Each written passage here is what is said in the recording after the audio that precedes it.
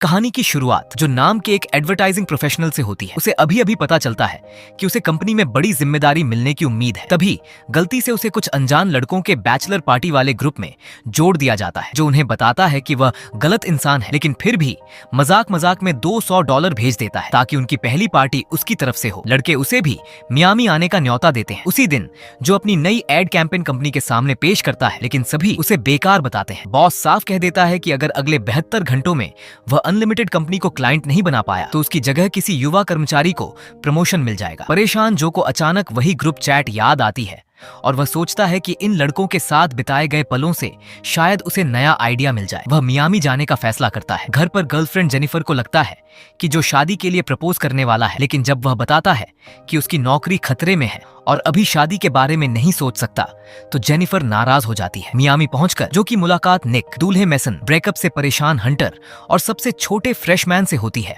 जो उनके लिए शानदार बंगला बुक करता है और अनलिमिटेड कंपनी की शराब से भरा सूटकेस भी साथ लाता है ताकि उसी पर अपनी एड बना सके। लेकिन उसकी सारी कपड़ों पर शराब गिर जाती है, इसीलिए वह बंगले की अलमारी से महंगे कपड़े पहन लेता है। उसे नहीं पता होता कि यह बंगला एक खतरनाक कार्टेल का है और जिन कपड़ों को उसने पहना है वे उसी गैंग के बॉस के हैं। बाहर घूमते समय जो गलती से निकोटिन पाउच निगल लेता है और थोड़ी देर बाद सबके ऊपर उल्टी कर देता है। कपड़े धोने के लिए लॉन्ड्री पहुंचते ही लोग उसे नाबालिग लड़कों का डीलर समझ लेते हैं। पुलिस भी वहीं पहुंच जाती है और गलतफहमी इतनी बढ़ जाती है कि जो और उसके नए दोस्त जान बचाकर भागने पर मजबूर हो जाते हैं। किसी तरह पुलिस से बचने के बाद जो अपने दोस्त बैरी को सारी रिकॉर्डिंग भेज देता है। बैरी कहता है कि वीडियो शानदार है, लेकिन इसमें लड़कियां भी होनी चाहिए, जो लड़कों को मनाकर एक आलीशान यॉट पार्टी में ले जाता है, जहां उसकी मुलाकात अनजाने में उसी कार्टेल के लोगों से हो जाती है।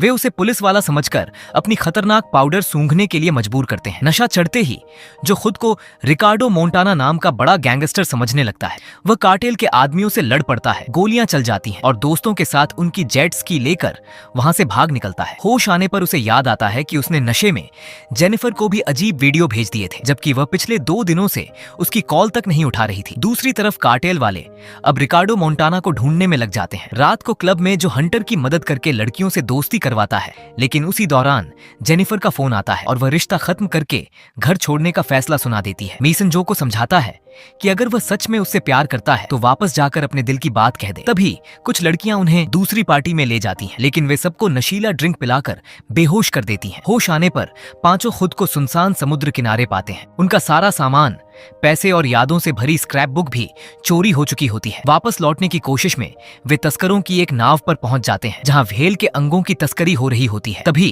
पुलिस छापा मार देती है। तस्कर भाग जाते हैं और नाव डूबने लगती है। किसी तरह पांचों अपनी जान बचाकर किनारे पहुंचते हैं, लेकिन एक जेलीफिश जो के चेहरे पर डंक मार देती है, जिससे उसका पूरा चेहरा सूज जाता है। वापस बंगले पहुंचने पर दोस्तों को पता चलता है कि जो उनकी फोटो और वीडियो चुपके से अपनी एड बनाने के लिए इस्तेमाल कर रहा था। गुस्से में निक उसका लैपटॉप तोड़ देता है और मेसन उसे घर से निकाल देता है। घर से निकाले जाने के बाद जो की नजर उन्हीं लड़कियों पर पड़ती है जिन्होंने उनका सामान चुराया था। वह उनकी चलती लिमोजीन पर चढ़ जाता है और अकेले ही उनसे भिड़कर बैग और यादों वाली स्क्रैप बुक वापस ले आता है। लेकिन तभी उसे पता चलता है कि कार्टेल के लोगों ने मेसन का अपहरण कर लिया है। उन्हें लगता है कि जो ही रहस्यमयी गैंगस्टर रिकार्डो मोंटाना है और उसने उनके 30 किलो पाउडर पर कब्जा कर लिया है। मेसन की जान बचाने के लिए जो को फिर से रिकार्डो बनने पर मजबूर किया जाता है। नशे के असर में वह कार्टेल बॉस से फोन पर ऐसे बात करता है कि सामने वाला भी उसकी बातों पर यकीन कर लेता है और सामान के बदले मेसन को छोड़ने के लिए तैयार हो जाता है। तय समय पर सभी सूट पहनकर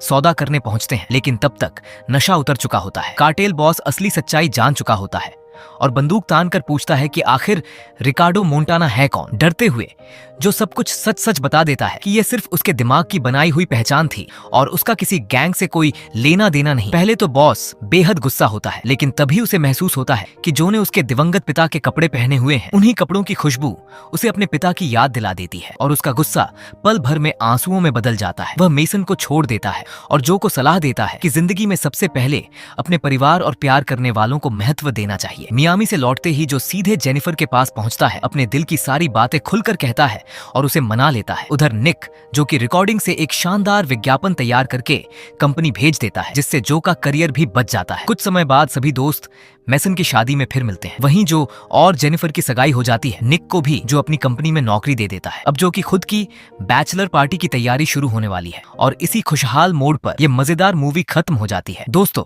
अगर आपको वीडियो पसंद आई हो तो वीडियो को लाइक और चैनल एज वाई रोमान को सब्सक्राइब जरूर करें।